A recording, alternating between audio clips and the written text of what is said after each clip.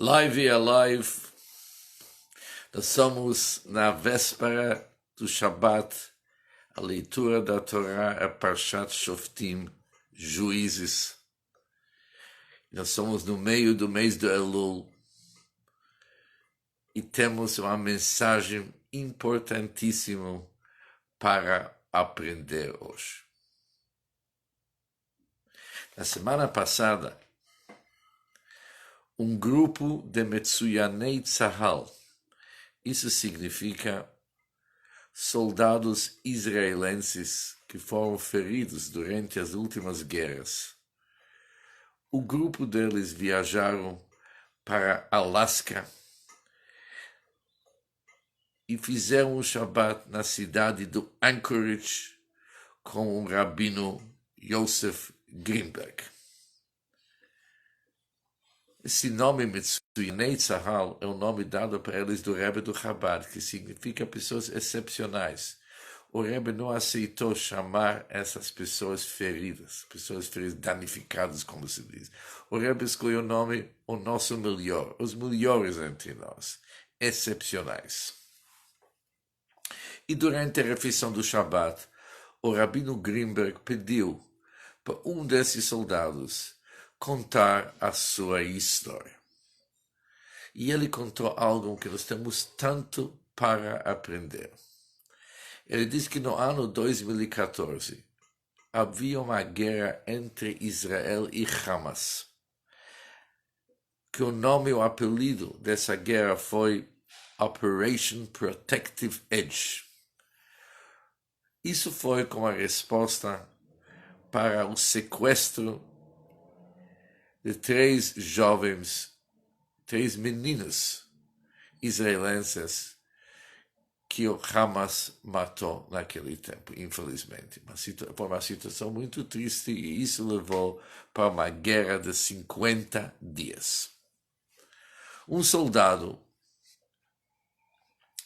estava viajando num jeep militar com vários outros amigos deles, quando eles subiam em cima de uma mina.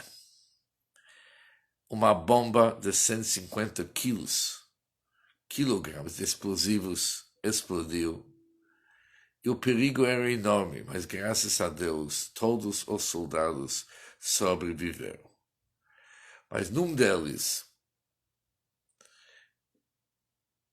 pedacinhos daquela bomba entraram em seus olhos, em 10 pedacinhos em cada olho, realmente danificando seus olhos quase totalmente. Os médicos falaram que não tem chance. Mas Deus mostrou grandes milagres, que um olho eles conseguiam salvar totalmente, e o outro 10%. Mas um olho ele tem até o dia de hoje, onde que ele enxerga muito bem. Quem está contando essa história é o próprio soldado, obviamente. Mas, além de contar o grande milagre de Deus que aconteceu com ele falou, eu quero contar para vocês mais uma história, que com essa história que eu vou contar agora, diz o soldado, vocês vão entender o motivo do milagre que aconteceu comigo. Casei no ano 2012, 2 anos antes da guerra de 2014. O costume em Israel é que os soldados e também pessoas de vários tipos, no dia de seu casamento, visita o Kotel Hamaravi, o Muro das Lamentações, no dia do casamento. Assim eu também fiz. Foi até o muro de casamento com meu irmão e eu fiquei rezando um bom tempo. Até que meu irmão chegou para mim e falou, faz o seguinte, te apressa um pouco porque temos que ir no teu casamento, senão você vai atrasar teu próprio casamento. Mas eu me prolonguei mais um pouco, a reza estava indo bem e finalmente pegamos nosso carro que estava estacionado do lado e começamos a subir para voltar para Jerusalém. Assim que nós passamos pelo ponto de ônibus, eu vi que tem um senhor de idade que está correndo atrás do ônibus. e gritando que nem aqueles que estavam em Israel, sabe? Rega, um minutinho. Mas o ônibus não parou para ele e continuou. Ele ficou andando sozinho, atrás do ônibus. Falei para meu irmão, olha, não acho justo deixar um senhor de idade andar e subir aquela subida enorme. Vamos dar uma carona para ele. Meu irmão falou, olha, você está ficando louco mesmo. É o teu casamento, você vai atrasar. Mas eu não quis saber. Eu falei, justo, já que o dia do meu casamento, eu não vou deixar uma pessoa de idade subir todas aquelas escadas e toda aquela subida sozinho. Vamos dar carona para ele. E realmente convidar uma pessoa, ele agradeceu muito e contou que na realidade tem muito pouco que ele tem que viajar, mas só que é uma subida tão grande que ele prefere pegar o ônibus. Mas falamos para não se preocupar, que nós vamos levar ele até a casa dele. Mas justo o trânsito era enorme e demorou muito. E aquele senhor perguntou para nós, estou vendo que vocês estão com pressa. Meu irmão falou para estamos com pressa porque ele vai casar daqui a 1 hora. Ele ficou emocionado da bondade que nós mostramos de dar para ele uma carona mesmo numa hora tão inconveniente para nós. E ele falou para mim o seguinte, você é o noivo, eu gostaria de te dar um presente. Eu tenho comigo $1 que eu recebi do Rebbe do Chabad, do Lubavitcher Rebbe. Eu quero que você coloque esse dólar na tua bolsa ou em qualquer outro lugar que sempre fique contigo. Porque isso vai ser algo que vai te cuidar, que de nada de mal vai acontecer contigo. Eu agradeci muito pelo presente. Levamos o senhor para a idade, fomos para casamento e chegamos, graças a Deus, na hora certa. 2 anos depois, casado e já com um filho, antes de entrar em Gaza, eu liguei para minha esposa e falei, olha, hoje à noite é Shabbat, falei, mas amanhã de madrugada vamos entrar com o nosso Jeep em Gaza. Minha esposa falou para mim, olha, tudo bem, mas saiba que leva esse dólar do Rebbe contigo.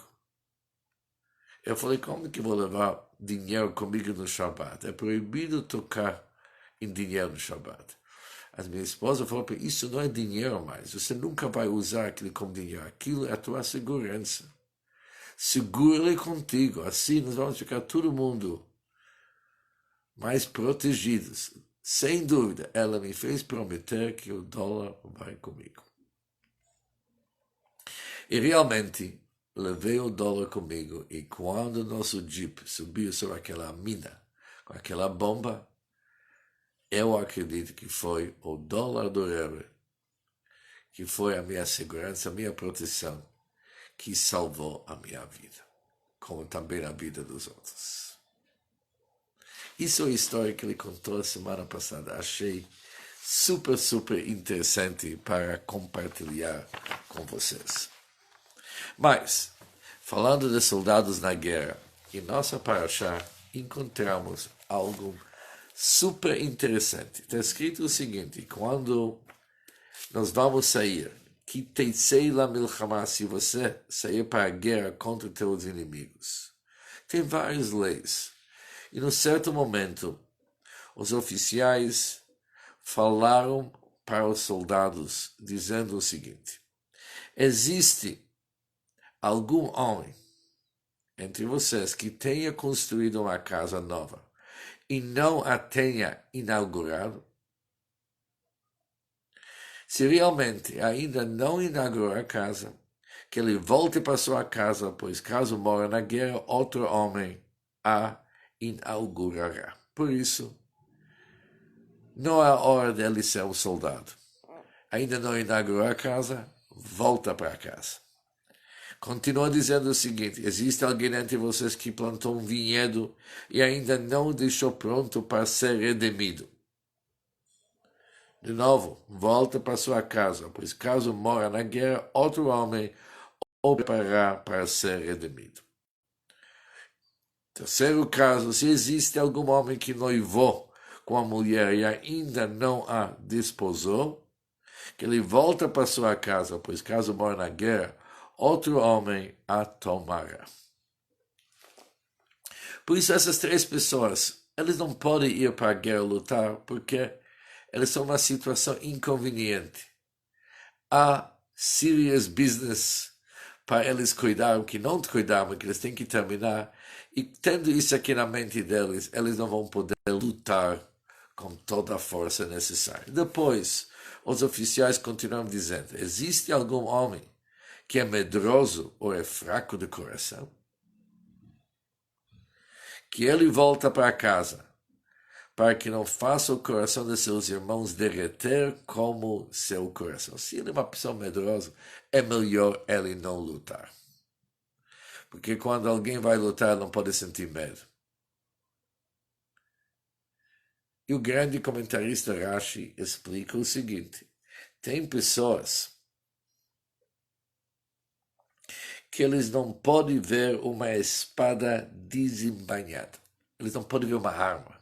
Assim que eles veem uma arma, eles ficam fora do si. Pessoas assim não foram feitas para serem soldados. Mas aqui entra mais uma explicação que o Rashi oferece para nós, no nome de Rabi Yossi Haglili. Não está se tratando de uma pessoa que tem medo de lutar, que tem medo de carregar uma arma, não. Aqui está se tratando de uma pessoa que tem medo por causa de seus pecados. Ele tem medo por causa de seus... Ele sabe que ele pecou. E ele tem medo porque ele acha, já que ele está indo na guerra, que é um perigo, aqui quem sabe que ele vai pagar as suas dívidas. Por isso, ele tem medo, porque ele tem sentimentos de culpa por causa dos pecados que ele cometeu. E a Torá diz o seguinte: se a pessoa tem que voltar, ele vai passar vergonha. Ele se levanta e vai falar, olha, eu estou voltando. Todo mundo vai falar, ele está voltando porque ele é pecador. Por isso a Torá deu para ele um jeito digno como que ele pode sair dessa situação. E antes anunciaram, se tem um motivo de inaugurar uma casa, uma vinha nova, uma esposa nova. Por isso, quando ele se levanta e volta para casa, ninguém sabe o motivo. As pessoas podem achar que ele está voltando porque ele casou com uma mulher, noivou com uma mulher e ainda não desposou. Ou que ele